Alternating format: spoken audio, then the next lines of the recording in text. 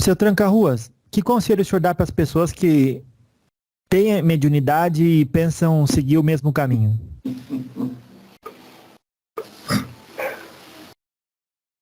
Sigam, se quiserem sofrer o que eu sofri. Então, meu conselho é: siga, sabendo das consequências. E não siga, sabendo dos benefícios. E a tua própria moral é quem vai dizer se você vai seguir o mesmo caminho que eu ou não. E o que, Seu moço, o único conselho é: se você não viu o sofrimento nessa história, repita o que eu fiz e viva o que eu vivi. E aí tire as suas próprias conclusões de que se houve sofrimento ou não.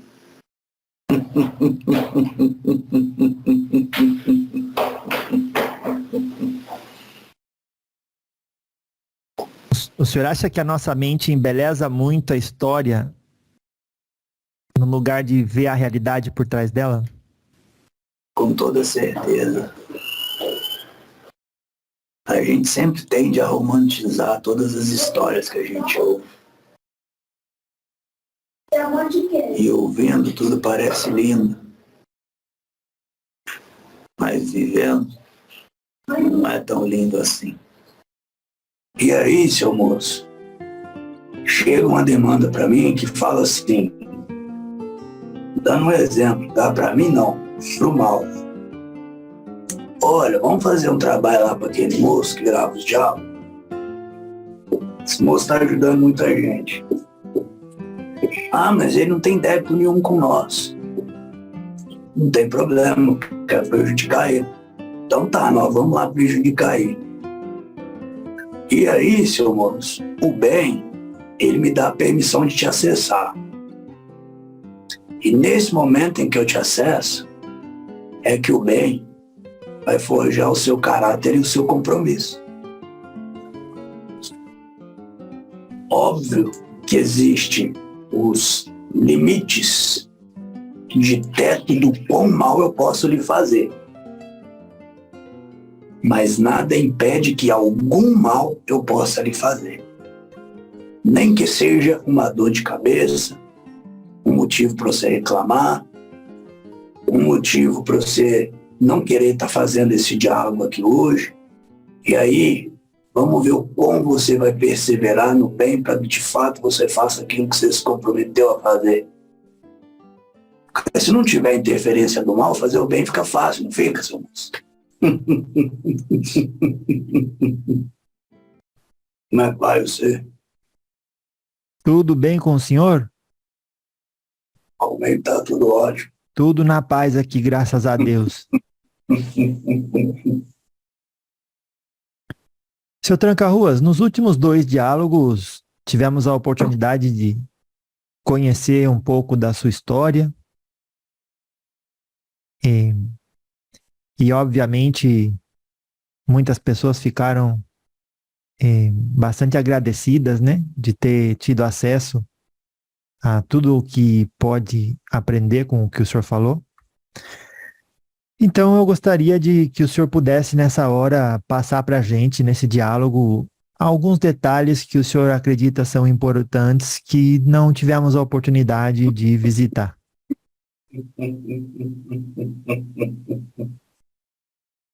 No que for útil e permitido, seu moço pode contar comigo. E no que se corresponde ao que for útil e permitido, eh, o senhor teve alguém que combateu o senhor, que foi seu inimigo e depois, não sei se pode se dizer, virou seu amigo, ou seu ajudante ou companheiro. Como o senhor se refere àquela pessoa hoje? Hoje ele é um irmão que serve a mesma causa que... Então, eu gostaria de pedir para o senhor analisar a possibilidade de depois de a gente conversar com o senhor um pouco mais,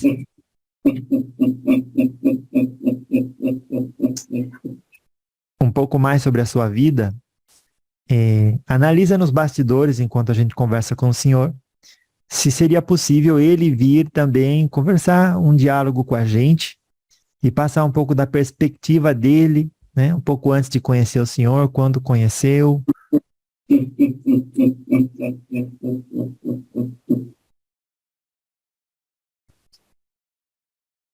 Parece que pelo número de coincidências que a gente sabe aconteceu com o médium no dia de ontem ou essa semana, isso estava de alguma forma encaminhado? Talvez seja só coincidência, né, seu moço?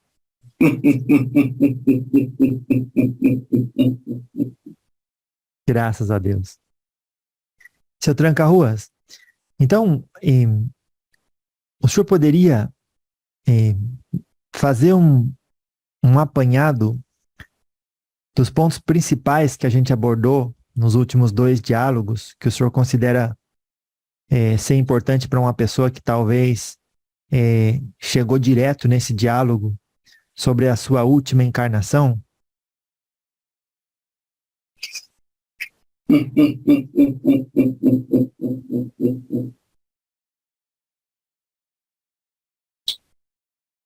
Seu moço, dependente de quantas vezes, né, a gente contar essa história, ou de quantas formas a gente contar essa história, o aprendizado sempre vai ser o mesmo, né?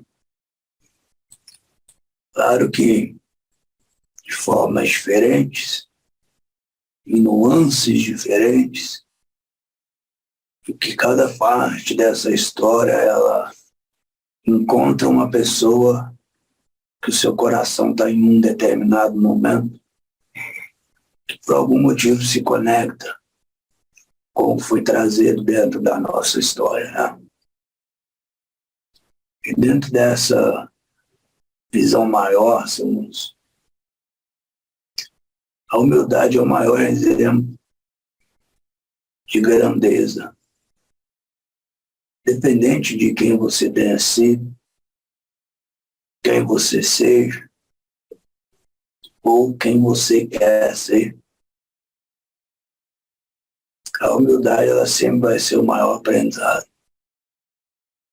Agora, se você lembrar de alguma coisa específica, ou até mesmo vocês que estão aqui, que tiveram um dia, e quiser trazer alguns pontos para a gente poder aprofundar, que nós estamos falando de falar em 1 hora e meia, uma história de centenas de anos, né?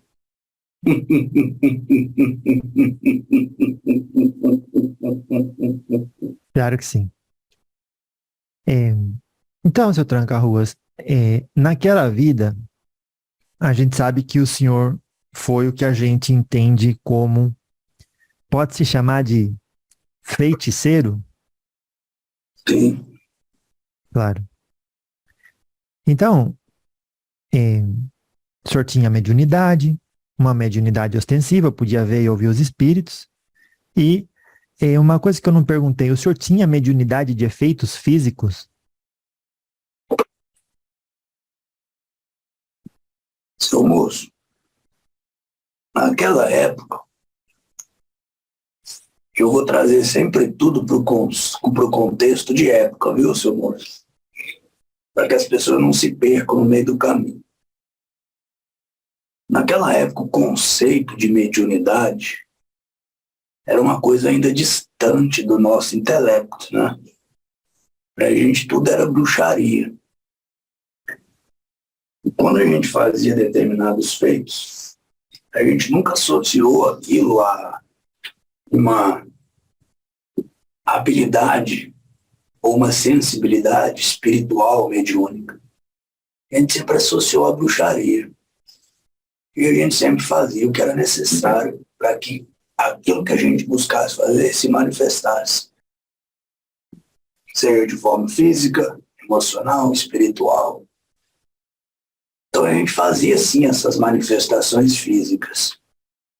Quando eu digo a gente, é porque não era só eu. Só que para a gente nunca foi um conceito mediúnico, para a gente sempre foi um conceito magístico.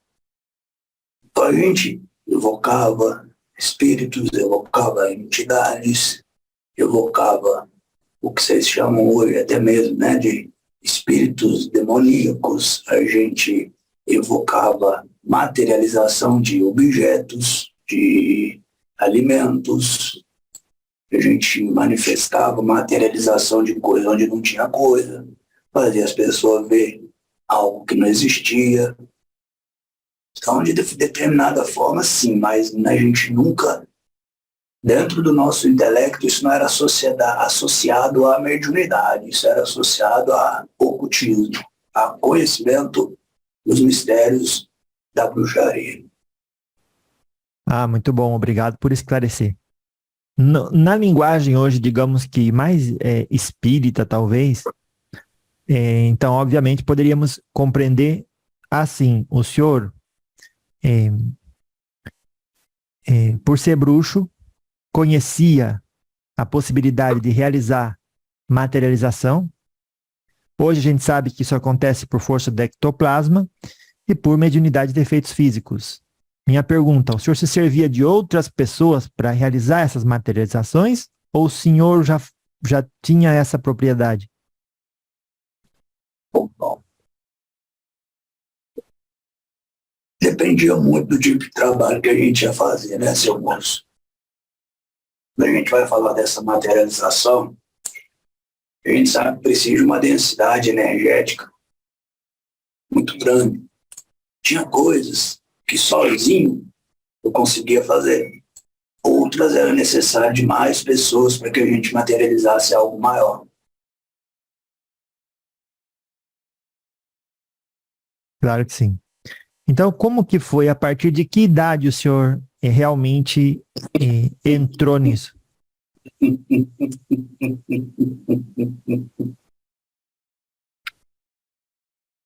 Então, moço, nessa encarnação em específico da qual a gente está conversando, foi bem novinho, sabe? Como que aconteceu essa história? Eu sempre fui um menino curioso. Eu não era de família rica, mas eu também não aceitava a miséria. E eu sempre vi as pessoas falar que os outros tinham é porque eles tinham acesso a algo que eu não tinha. E eles escondiam esse algo para que os outros não soubessem. E aí dentro disso eu comecei a me comunicar com algumas pessoas, fazer amizade, ganhar um determinado prestígio, mas não um prestígio material de reconhecimento. Prestígio de empatia, de poder ser bem recebido, de poder conversar. E aí, numa certa oportunidade, eu tive uma aventura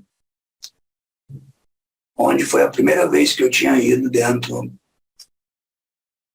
da casa de alguns, a gente chamava de dignidades da época. E eles sempre tinham aquelas bibliotecas, aquelas coisas todas. E eu vi um livro.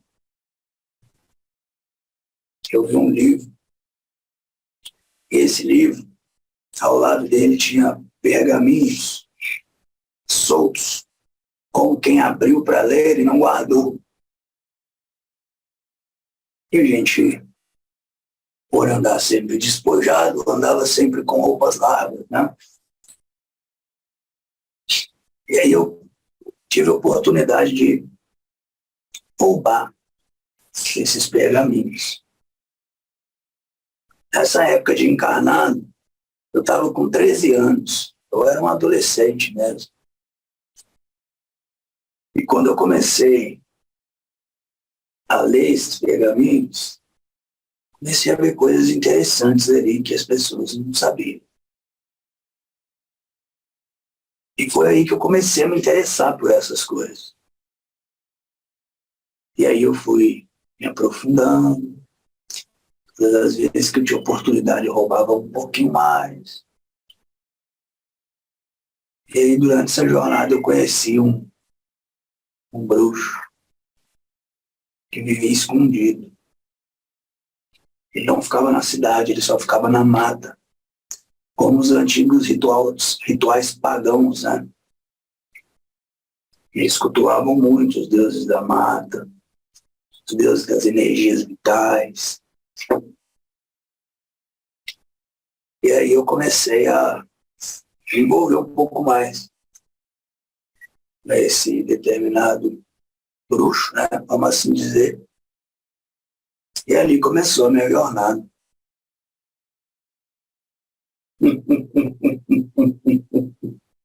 Isso foi na região que hoje conhecemos como Espanha? Sim,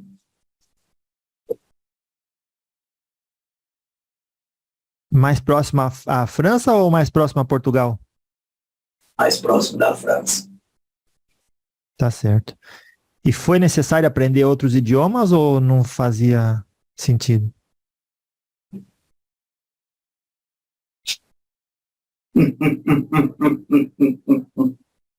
Acho que para ler, né, para adquirir o conhecimento era necessário.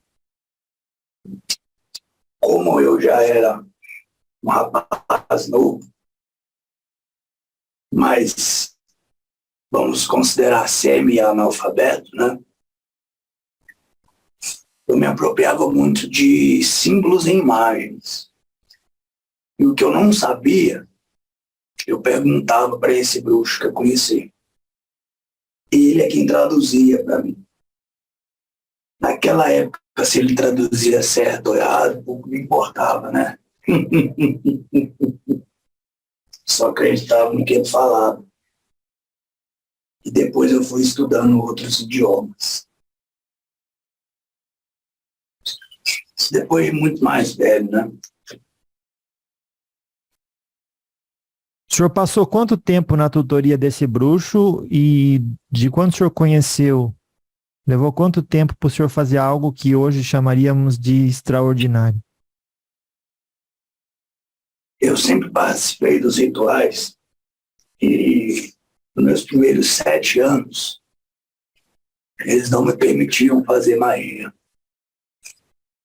Só serviços. Carregar, fazer isso, fazer aquilo.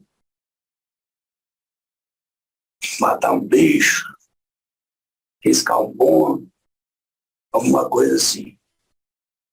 Mas eles não me permitiam, de fato, executar a magia, o ato. E aí, quando passaram-se esses 7 anos, já estava ali por volta dos meus 20 para 21, eu disse que esperaria mais 2 anos para que eu formasse meu próprio covil, entre aspas, como as bruxas falavam. E aí, com esses 2 anos, eu fiz a mesma coisa que eu fiz com as dignidades, com esse meu tutor.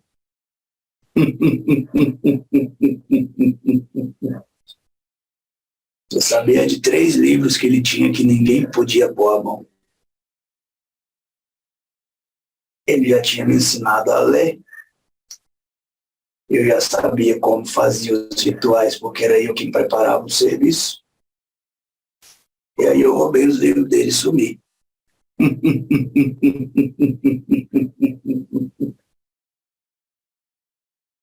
E aí começou o meu trabalho. Daí para lá eu passei muita perturbação no início. Senti muito medo.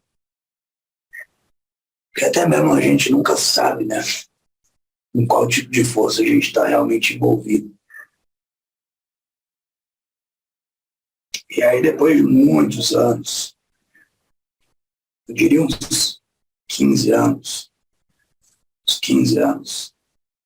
Já estava lá quase, já com os meus 40, torno de 35, 37. Foi quando eu de fato comecei a entender a profundidade de tudo que eu estava fazendo. E ali foi quando eu comecei mesmo a atuar na magia, de forma mais ostensiva e com propriedade daquilo que eu estava fazendo. Claro. E na nossa conversa anterior, o senhor disse que já era capaz de ver os espíritos e via o seu espírito guia. Então, em que momento ele se afastou definitivamente? Logo, uns 3 a 4 anos, antes de eu começar, de fato, a conseguir realizar as coisas que eu tinha aprendido. Ele sempre tentava me convencer de não continuar seguindo pelo caminho que eu estava. E eu sempre fui persistente. No dia que eu consegui executar o meu primeiro feitiço, que era um feitiço de hipnose, para que eu pudesse fazer com que pessoas ficassem hipnotizadas pelo que eu estava falando e executassem o que eu pedia.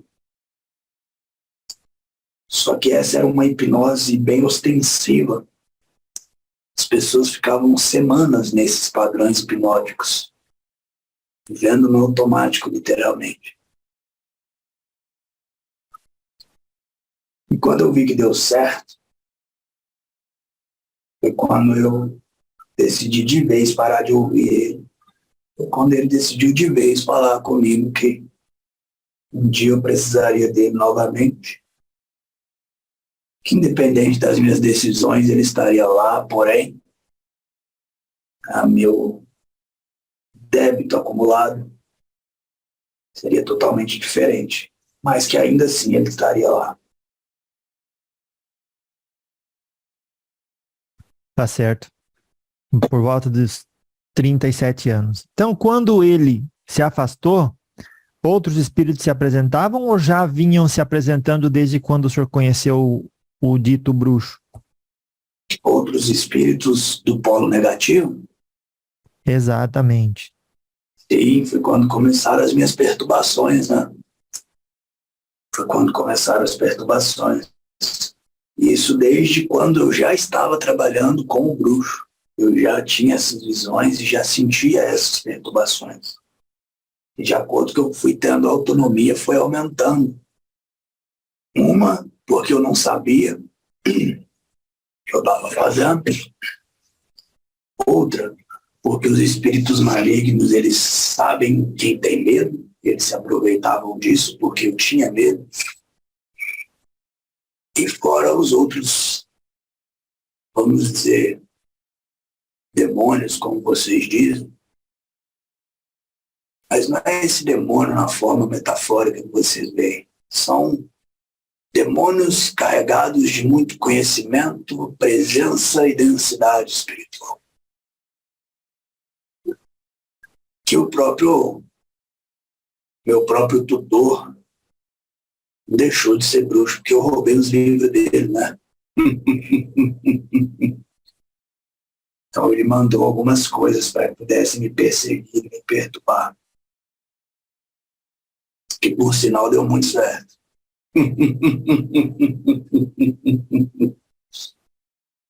Ela não foi o suficiente para me fazer parar. Qual era a força que movia o senhor para seguir avançando? Poder, não ser submisso, ter direito de escolher o que eu queria e o que eu não queria.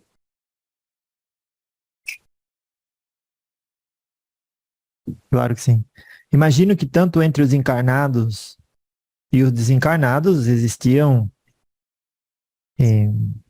pessoas com a mesma ambição e muito mais antigos que o senhor. O que fez o senhor encontrar o seu espaço em meio a tudo isso? A própria magia, né, seu? A própria magia quem abriu as portas para mim. Saber o que eu precisava fazer para ter o que eu queria. Muita gente quer ter, mas pouca gente sabe como ter. Eu sabia como.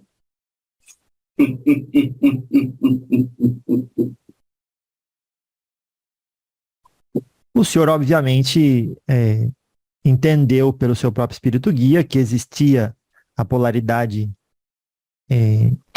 positiva e negativa, e a associação com o mal lhe renderia certas colheitas negativas no futuro. O que fez o senhor continuar mesmo assim? Descrença. Achar que eu estava acima do bem. Somente isso. Claro. O senhor disse que é a magia que te fazia avançar, mas imagino que também a magia fazia outros avançarem e, obviamente, por estarem mais tempo na caminhada, serem mais fortes que o senhor. Minha pergunta é, como continuar vivo no meio de gigantes?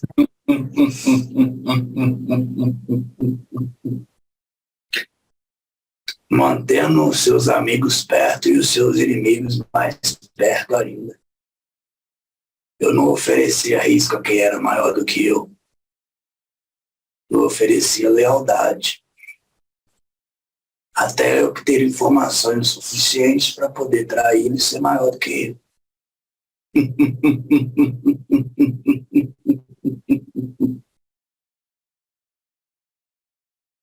Trair um ser humano encarnado se entende. Mas como o senhor chegou a ganhar confiança de um espírito bruxo, mago, já vivo, vivido, do outro lado, sendo encarnado? O mal só quer alguém que o sirva. O mal sabe que ele sempre vai ser traído. E eles só me usavam para que eu servisse. Enquanto eu era útil.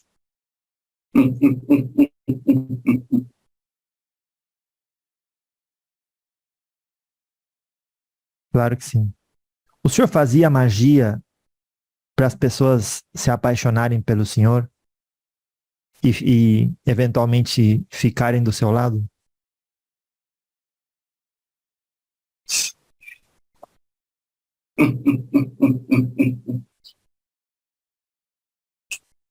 Desde que o mundo é mundo, a conquista é o maior dos feitiços, né, seu moço?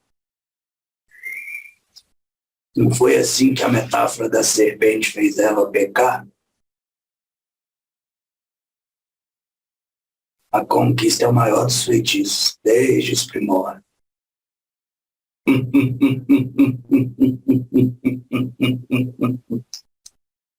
Claro, mas imagino que o senhor, pela necessidade do estudo e a exiguidade do tempo, ou seja, tendo pouco tempo, talvez tivesse que se servir da magia para ter alguém do seu lado e mantê-lo. Por quê? Porque para a conquista necessita uma energia, necessita tempo, a conquista natural, né? E para manter também necessita tempo, dedicação. Como que foi com o senhor? Seu moço, quando a gente conhece da magia, a gente economiza saliva, né? A gente fala pouco, faz muito. Para que depois a gente possa falar muito. Então é óbvio que dentro daquilo que eu queria, se eu queria ter alguém do meu lado, eu me apresentava para essa pessoa. Eu ficava uma semana, duas, vigiando, conhecendo os hábitos, vendo o que ela gostava, o que ela fazia, o que ela desejava. fazia o meu feitiço, depois me apresentava como uma mera coincidência da vida para entregar tudo que aquela pessoa sempre quis, né? Daí o resto ficava fácil, né, seu moço?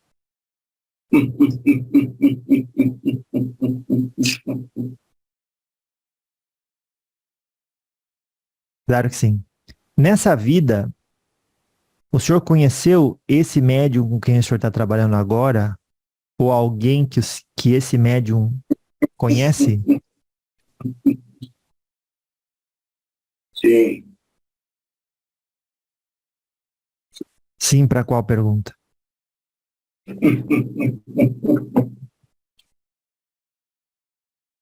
O aparelho mediúnico pelo qual eu trabalho hoje foi um dos meus discípulos. E eu só tenho essa missão de guardião com ele, o resgate. Ele esteve comigo nessa mesma encarnação. E eu que ensinei ele tudo que ele sabe.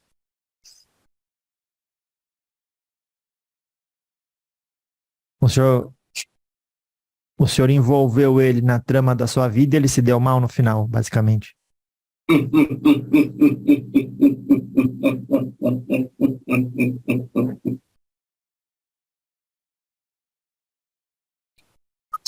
Primeiro ele se deu muito bem, né, seu moço? Depois ele só colheu as consequências.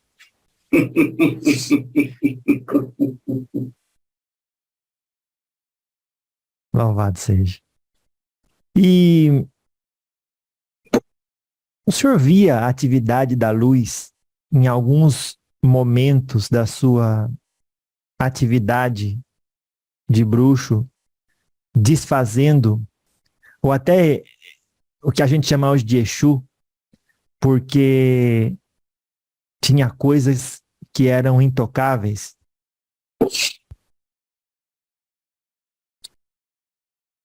Seu moço, não existe nada intocável para o mal quando se trata do ser encarnado. Nada. A pessoa quando encarna, por si só, ela já é rodeada pelo mal, pelo desejo, pela vaidade, pela soberba, pela inveja. Por si só, ela já tem isso dentro dela. Então, tudo isso é algo acessível ao mal. E quando a gente entende o que é o bem, seu moço, de fato, o mal tem que ter autonomia. Porque se o mal não tiver autonomia para fazer o outro errar, como é que Deus julgaria o mérito daquela pessoa de realmente estar perseverando no bem? Com certeza.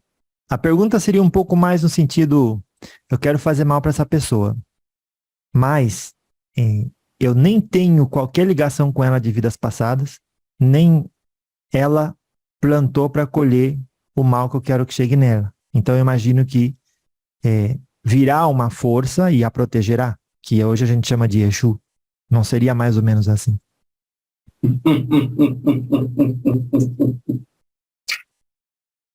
Sabe por que isso não acontece? A vida não é um processo de evolução. Ou seja, se ela é um processo de evolução e a sua encarnação serve para você superar desafios e pagar débitos, você não precisa de ter errado no passado para que você seja acometido pelo mal. Se você teve uma encarnação muito boa, vamos dar o exemplo que você trouxe, né? Tem você aí, não tem? Tá lá, no outro país, nunca me fez mal, mas também nunca me fez bem. E nós não temos débito nenhum um com o outro. Só que daí, seu moço, deixa eu te fazer uma pergunta. O que você faz hoje é um trabalho em prol do bem? Claro que sim. Você busca progresso com isso? Com certeza. Você busca vencer suas paixões, submeter suas vontades. Sim, senhor. Você busca enterrar seus vícios, levantar templos das suas virtudes. Com certeza. E aí, seu moço, chega uma demanda para mim que fala assim, dando um exemplo, tá? Para mim não, pro mal. Olha, vamos fazer um trabalho lá para aquele moço que grava os diálogos. Esse moço está ajudando muita gente. Ah, mas ele não tem débito nenhum com nós. Não tem problema, não quero prejudicar ele. Então tá, nós vamos lá prejudicar ele. E aí, seu moço, o bem, ele me dá a permissão de te acessar. E nesse momento em que eu te acesso, é que o bem vai forjar o seu caráter e o seu compromisso. Óbvio que existem os limites de teto do quão mal eu posso lhe fazer. Mas nada impede que algum mal eu possa lhe fazer. Nem que seja uma dor de cabeça, um motivo para você reclamar, um motivo para você não querer estar fazendo esse diálogo aqui hoje, sua internet parar de funcionar. E aí, vamos ver o quão você vai perseverar no bem para que de fato você faça aquilo que você se comprometeu a fazer. Porque se não tiver interferência do mal, fazer o bem fica fácil, não fica, seu moço?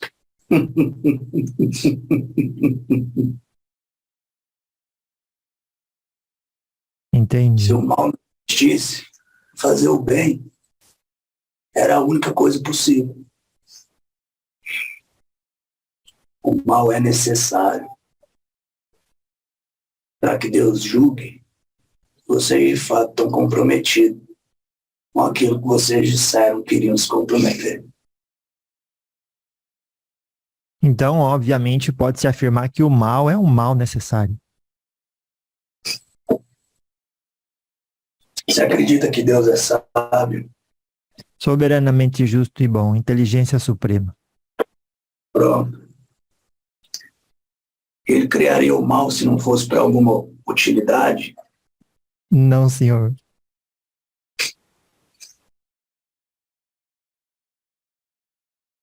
Se o mal fosse algo inútil, nós estaríamos dizendo que Deus não é inteligência suprema, né? Porque se ele criou algo que não serve para nada, ele não é tão inteligente assim, né?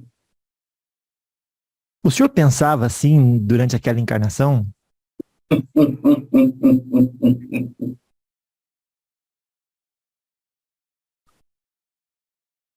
Eu era, meu Deus, nessa luz. Eu era quem criava o que eu queria. Deus para mim não era nem uma ideia, para te falar a verdade. Deus para mim era só uma história. E eu era quem criava de fato o meu destino.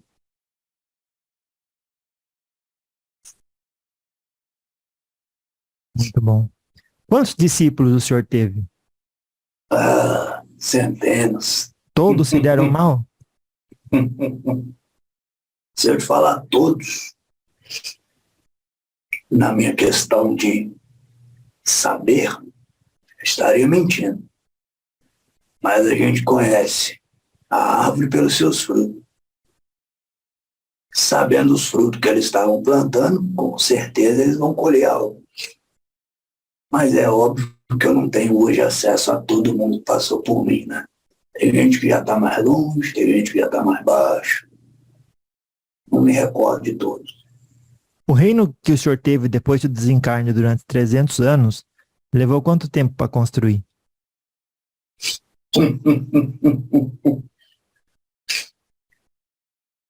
Metade do tempo que eu reinei.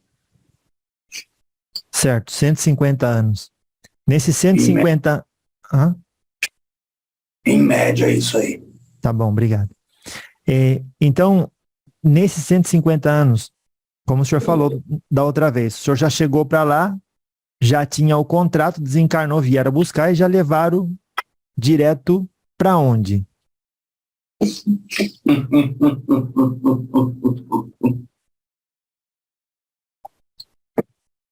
Primeiro eu fui levado para um lugar muito bonito. Quando a gente diz muito bonito, saibam que no reino das trevas tem muita coisa linda, mas não existe luz. É sempre tudo muito nublado, tudo morto. O que é bonito é a materialidade das coisas. É como conhecer um belo castelo um dia de inverno, sabe? Um dia nebuloso, chuvoso. Mas interiormente é tudo muito bonito. Primeiro eu fui levado para esse lugar, para que eu pudesse vislumbrar o que eu poderia ter. Depois eu fui levado para uma caverna, onde eu vi sofredores, desfigurados, escravos. E logo em seguida eles me disseram se eu estava preparado para fazer o mesmo que eu estava vendo, para que eu tivesse aquilo que eles me mostraram. E a minha única resposta era sim. Daí eu comecei o processo.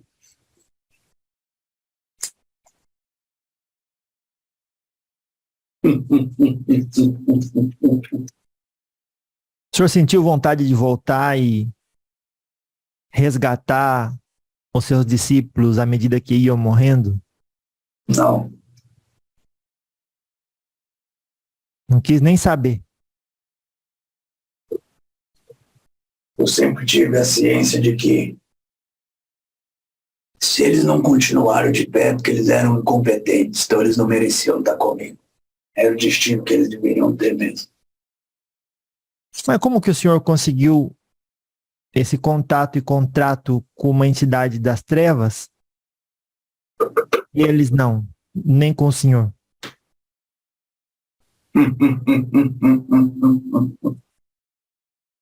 Muitos conseguiram nesse início, e outros não. O reino do mal é grande, tem espaço para todo mundo.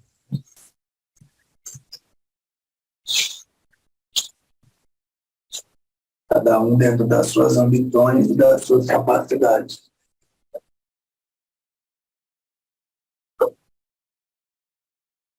Certo. Então, o que é que o senhor tinha e como que o senhor convenceu eles a fazer o contrato? O senhor vendeu a alma para o diabo?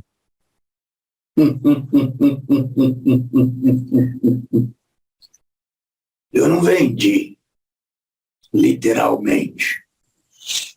Eu diria que era como se eu tivesse dado uma porcentagem dela só. A gente era sócio da minha alma, vamos dizer assim.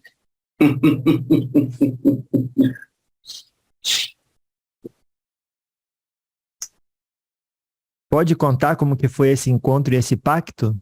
Teve que matar bicho? Seu moço, primeiro contato. Nessa época, dificilmente se fazia algum ritual grandioso, ritual de evocação, né? Sem sacrifício. Não se fazia ritual sem sacrifício. Cada um exigia uma quantidade de sacrifício. Para você ter ideia, e esse foi um dos que eu fiz.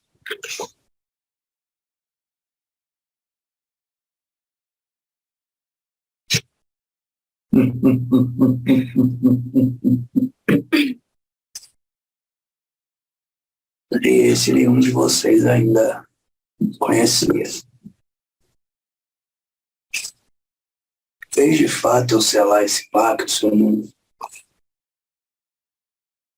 Foi quando eu tive o meu primeiro filho e eu sacrifiquei ele em um ritual. Foi assim que eu consegui tudo o que eu queria.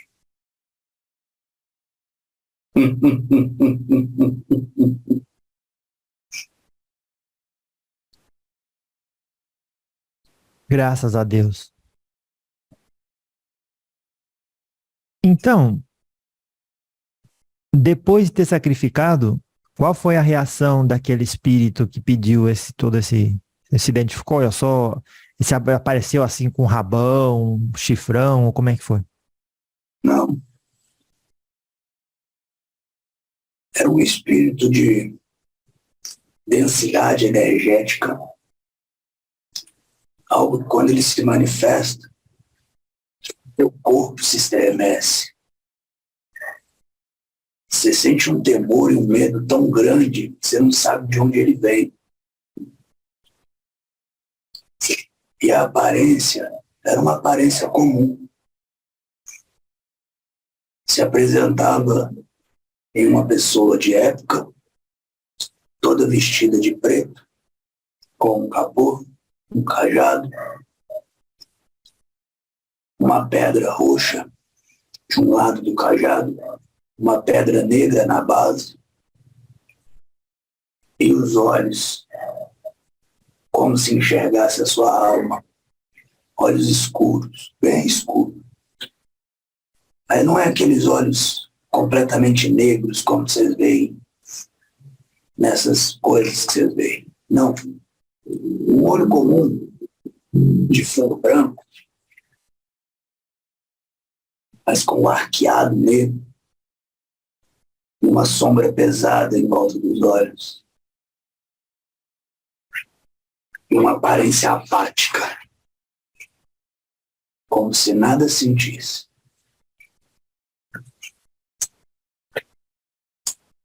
O senhor tremeu na base?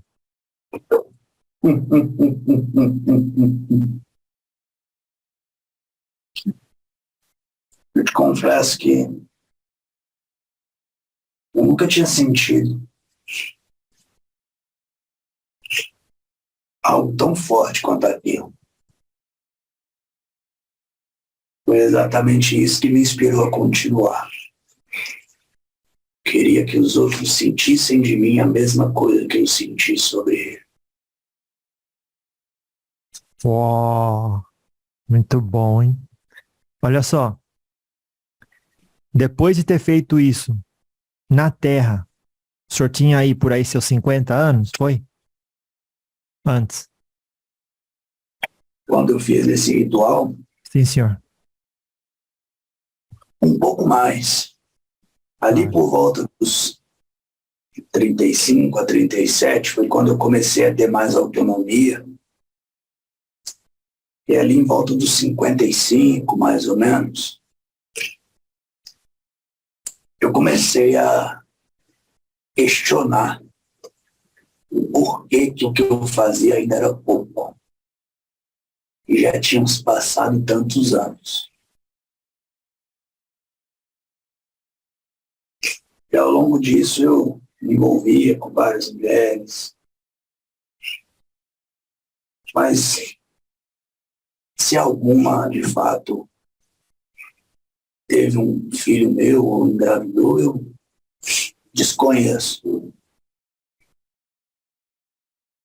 E aí, por volta dos 55, foi quando eu conheci uma mulher. E essa mulher, ela estava disposta a reinar comigo.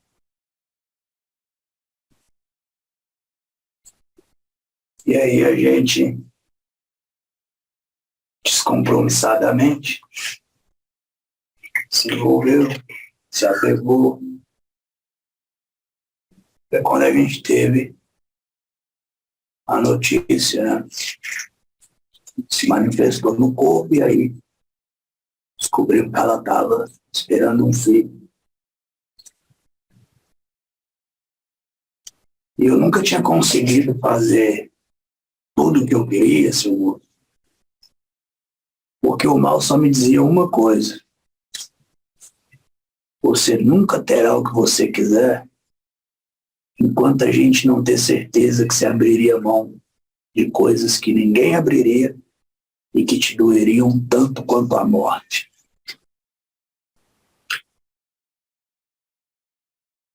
Foi aí que eu fiz o sacrifício do meu filho. Foi a primeira coisa que eles chegaram até mim para dizer. Quando a minha companheira estava ali em torno dos 5 meses de gravidez para 6, o Espírito se apresentou até mim e disse: o que você espera desse filho? Eu disse para ele: um sucessor do meu reinado. Foi quando ele me disse que esse reinado não teria um sucessor, porque a única coisa que me traria esse reinado seria o sacrifício desse mesmo filho.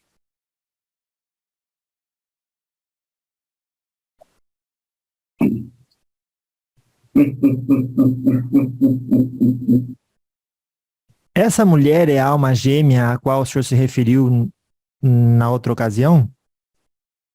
Sim.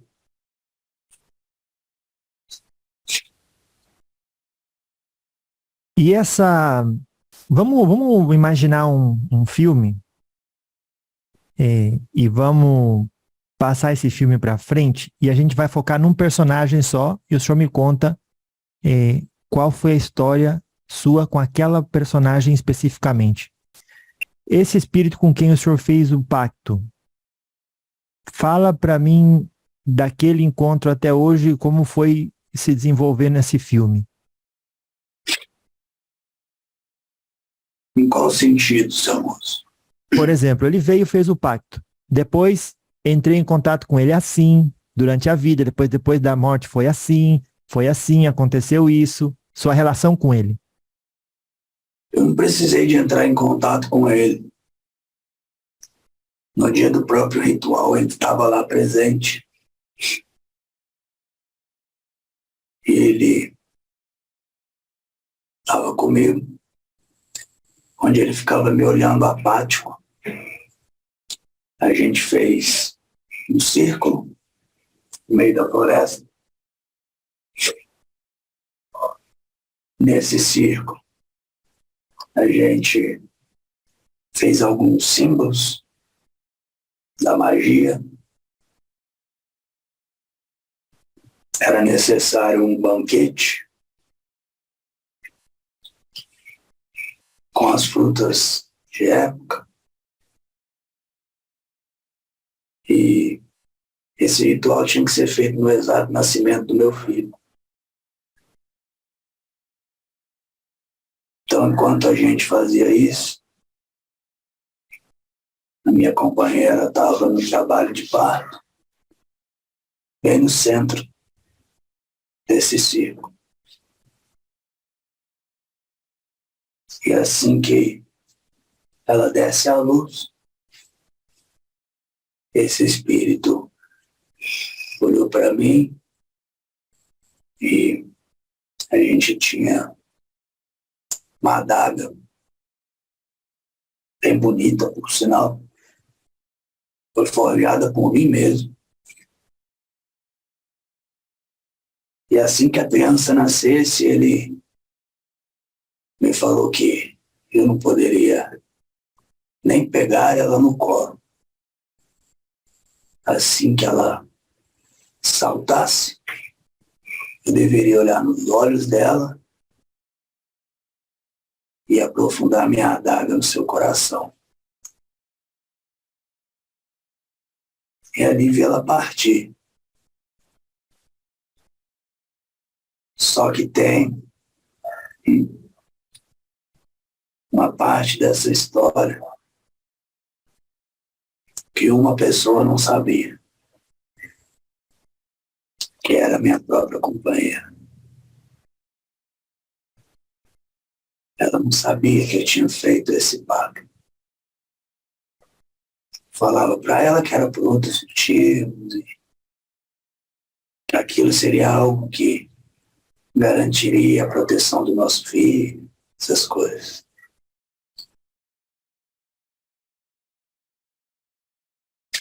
E aí, nesse momento, eu não perdi só meu filho, né? Na verdade, eu não perdi meu filho, né? Eu o entreguei. Com essa entrega, eu perdi a minha companheira. E após isso, foi como se uma perversidade tão grande tivesse dominado meu ser, como algo que eu não conseguia explicar. E aí, naquele momento, eu entendi que eu estava sendo alguém tão mal quanto aquele mal que me prometeu. E a partir dali, as outras coisas foram me sendo acrescentadas, os rituais foram ficando mais pesados, mais densos, para continuar, né, prolongando esse poder. Eu precisava dessa energia vital.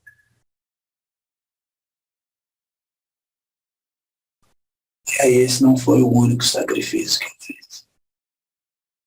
Depois desse vieram mais 2, foram 3 no total. Com outras 2 mulheres diferentes. E eu fiz o mesmo processo.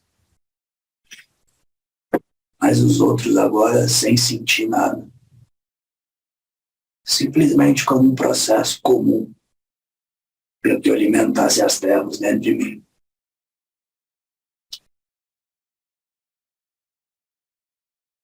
E dentro disso, na minha vida encarnado, eu vivi tudo o que eu queria. Conquistei o que eu queria. Dominei quem eu queria. Eu manipulava a mente dos grandes ditadores, dos reis. Eu dominava a mente de suas esposas, de seus conselheiros.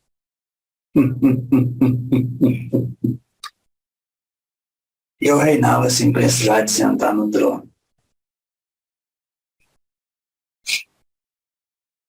Simplesmente o poder de controlar o outro era o que me deixava extremamente satisfeito.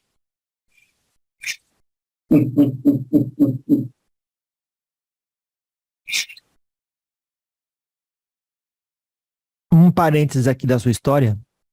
Alguém que está ouvindo vai dizer, justifica a crítica das pessoas de não confiar em espírito que incorpora na Umbanda. Se não faz nem muito tempo ele estava fazendo isso, como que pode ter se redimido assim e já tratar as pessoas?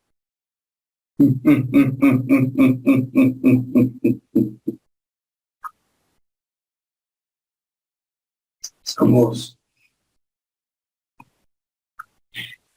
Quando a gente fala de encarnação,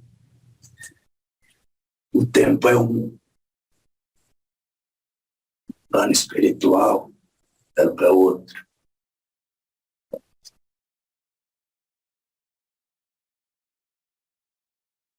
Que eu vivi dentro da espiritualidade, que para vocês são os últimos 200 anos, em média, e vale muito mais do que vocês podem imaginar no plano encarnado. As experiências são mais intensas, mais profundas. O tempo não é uma preocupação.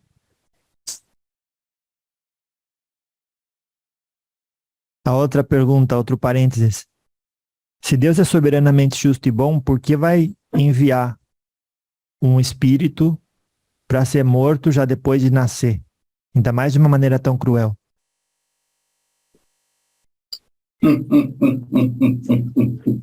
E sabendo, deixa eu colocar aqui uma outra coisa.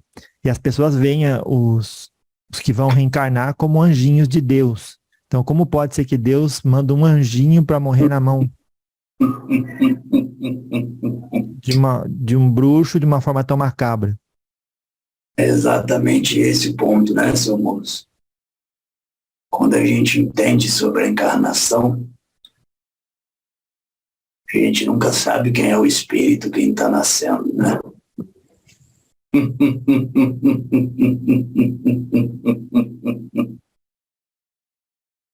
Garantia nenhuma tinha-se de que o espírito que eu sacrifiquei não tinha débitos, para que vivesse o fruto do que viveu.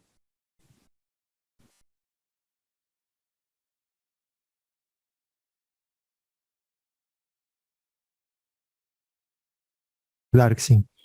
Aquela alma gêmea sua, durante aquela vida, já não teve mais contato e aparentemente até hoje não tem contato. Sim.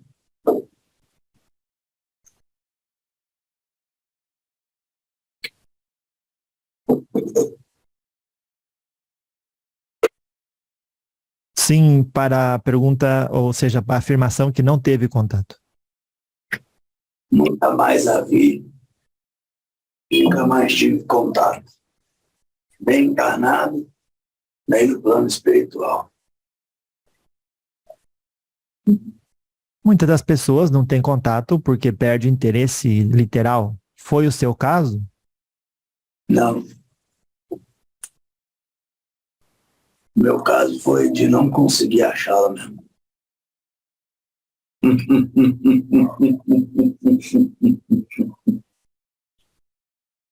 Aquele espírito de grande densidade que faz um ser humano se tremer na sua presença, de medo. Pode-se dizer que era um dos 72 demônios da Goécia?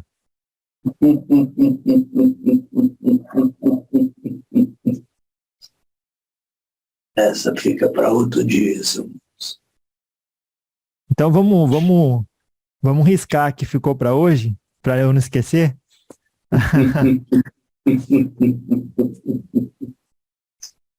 Vou riscar aqui da minha lista que eu não anotei, mas eu anotei aqui na minha cabeça. O senhor falou.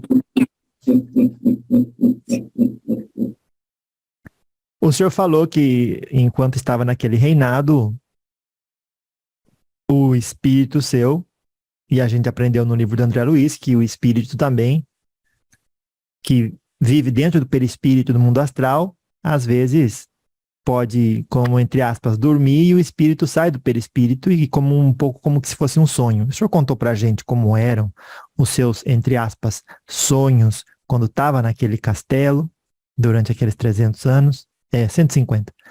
E aí agora, no final eu perguntei, e hoje, né, nos dias de hoje, o senhor sai com o espírito do perispírito, tem esses sonhos e como eles são? A senhora falou, isso fica para outro momento. Vamos ver se pode ser respondido hoje.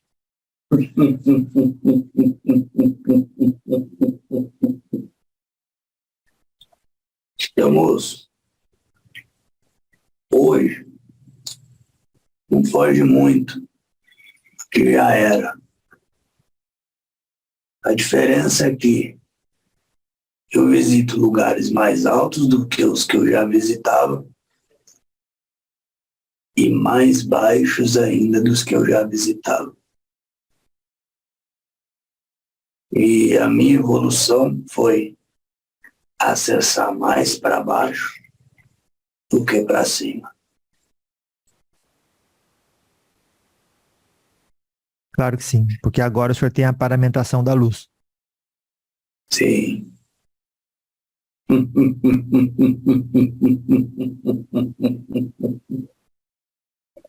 senhor procurou saber quem era aquele filho que o senhor matou ou já não tinha mais diferença para o senhor, tanto faz?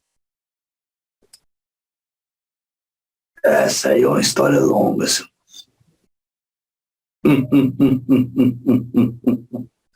Não só procurei saber, como descobrir quem é e outras coisas a mais. Para outra oportunidade. Sim. Tá certo.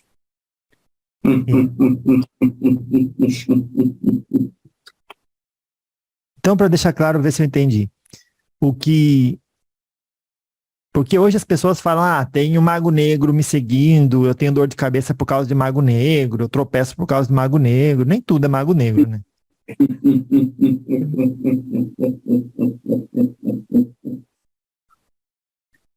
Moço, sei que você deu um exemplo bem compreensivo para quem nos ouve, mas a última coisa que a gente também tem que considerar, né, seu moço, que existem leigos e aqueles que acham que já sabem muito que nos ouvem, né? O mal, ele não perde tempo de fazer tropeçar. Não o mal real. Quem faz isso são outras falanges de espíritos que buscam te desequilibrar. O mal real, pensando em algo muito maior.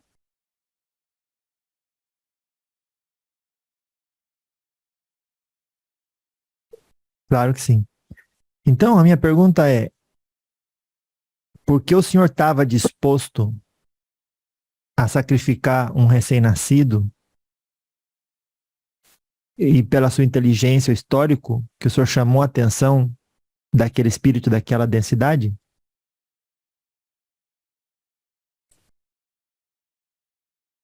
Pode perguntar de novo, seu moço, não entendi sua pergunta. Normalmente a nossa vida é tão insignificante para esses demônios e tanta gente fala tanta coisa.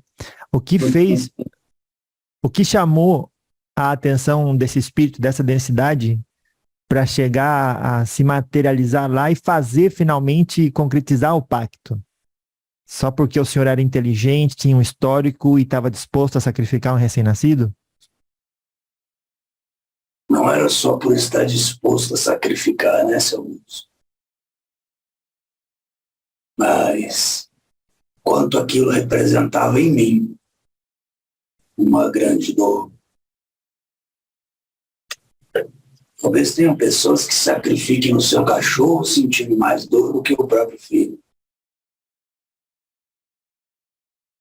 Eu não era o caso. Porque eu me apeguei emocionalmente naquele momento. Foi a única vez que eu tinha pensado por um segundo e senti o que de fato era algo bom. E a única oportunidade de matar o que restava de bom em mim era fazer isso. Se eu tivesse disposto a fazer isso, é porque eu realmente tinha vocação para cumprir os desejos do mal. E por isso.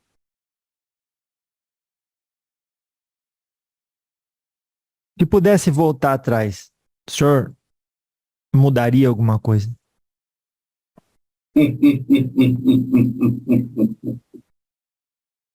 Como eu já te disse no diálogo anterior, né, senhor? O arrependimento é só uma desculpa para dizer que a gente faria diferente, né? Quando, na verdade, se repetisse a mesma história, nós faríamos as mesmas escolhas. Só que quando a gente passa, a gente se julga bom, né?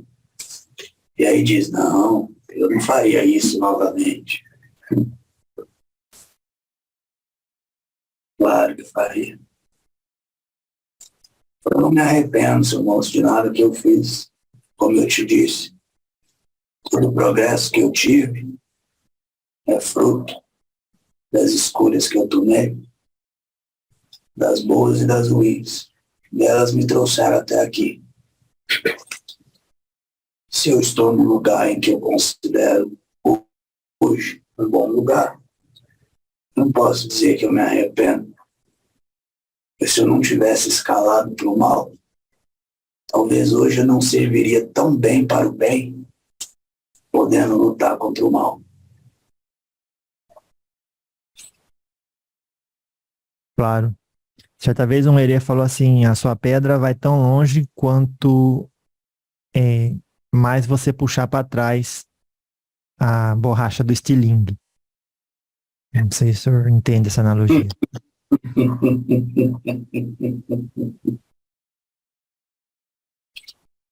Sim. Claro, Exu. Seu Tranca-Ruas, pode-se dizer que esse pacto também serviu como uma forma de o senhor ter ali agora, entre aspas, guardiões ou protetores que antes não faziam a sua escolta e a partir dali passaram a fazer? Como assim, seu moço? Não compreendi muito bem. Uma vez que eu faço pacto com um demônio, imagino que ele vai cuidar da minha guarda real, não? Me proteger. Sim, Aconteceu isso. seu moço. Algo que eu sempre falo com todos aqui é: o mal é covarde. O mal ele te dá de ferramentas para que você se sinta poderoso.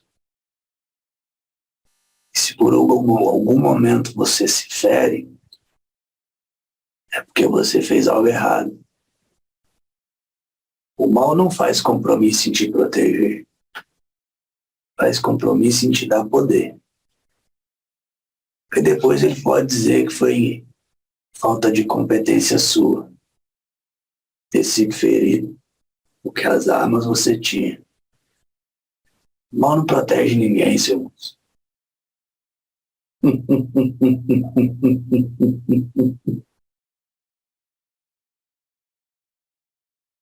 O senhor já sabia isso e sentia isso naquele então? Por quê? Porque se o senhor se sentiu mais protegido depois do pacto, imagino que ia se permitir fazer coisas mais arriscadas. Existiu isso? Eu não me senti mais protegido, seu moço. Eu me senti mais poderoso. Essa é a diferença.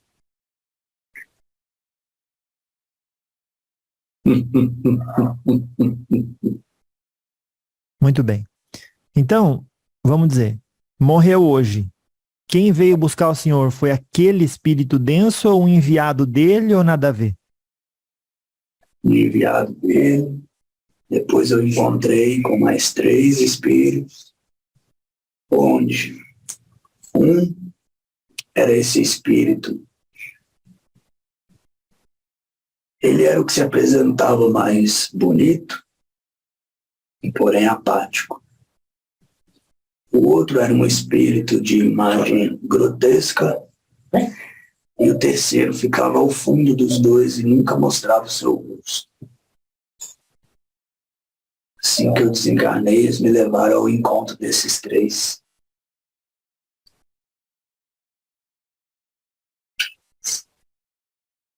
Muito bom. E qual foi a conversa ali?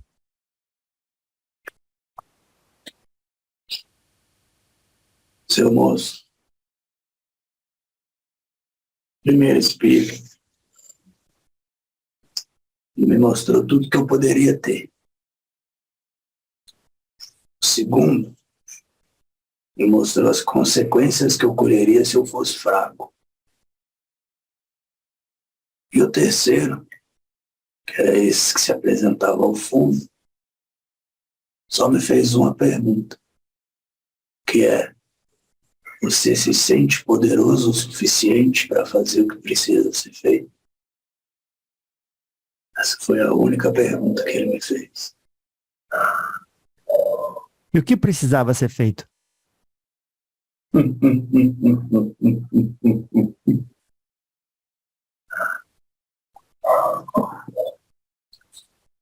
Coisas muito piores do que só sacrificar o seu primogênito.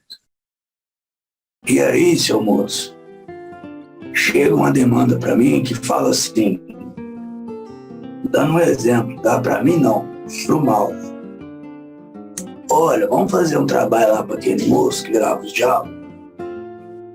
Esse moço está ajudando muita gente. Ah, mas ele não tem débito nenhum com nós. Não tem problema, quero prejudicar ele. Então tá, nós vamos lá prejudicar ele. E aí, seu moço, o bem, ele me dá a permissão de te acessar. E nesse momento em que eu te acesso, é que o bem vai forjar o seu caráter e o seu compromisso. Óbvio que existem os limites de teto do quão mal eu posso lhe fazer. Mas nada impede que algum mal eu possa lhe fazer. Nem que seja uma dor de cabeça, um motivo para você reclamar, um motivo para você não querer estar fazendo esse diálogo aqui hoje. E aí, vamos ver o quão você vai perseverar no bem para que de fato você faça aquilo que você se comprometeu a fazer. Porque se não tiver interferência do mal, fazer o bem fica fácil, não fica, seu moço?